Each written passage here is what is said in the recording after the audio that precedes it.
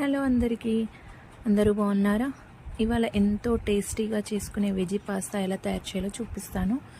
Stove మీద ఒక కడాయి పెట్టుకొని అందులో కొంచెం ఆయిల్ వేసి వేడయ్యాక జీలకర్ర, ఆవాలు, మినపప్పు, శనగపప్పు వేసి వేయించుకోండి. 1 నిమిషం పాటు ఉంచాక అందులో సన్నగా కట్ చేసుకున్న టమాటో, పచ్చిమిర్చి, ఆనియన్ వేసి కలపండి. ఒక 2 మినిట్స్ వేయించండి. ఇది ఉడికేలోపు ఒక స్టవ్ మీద ఒక గిన్నెలో వాటర్ పెట్టి 1 స్పూన్ ఆయిల్ వేసి ఈ పాస్తా అందులో వేసేయండి. బాగా కలపండి. ఒక 4 మినిట్స్ అయ్యాక ఒక స్ట్రైనర్లో వడగట్టేసేయండి. అది అలా ఉంచేసి కడాయిలో ఒక మసాలా ప్యాకెట్ ఇందాక వేయించుకున్నాం కదా టమాటాలో, అందులో మసాలా ప్యాకెట్ వేసి ఒక 2 మినిట్స్ అయ్యాక వడగట్టేసుకున్న పాస్తా ఉంది కదండి, అది ఇందులో వేసి కలపండి. సాల్ట్ అవసరం ఉంటే వేసుకోండి, లేకపోతే లేదు. అంతే, ఎంతో టేస్టీ వెజ్ పాస్తా రెడీ.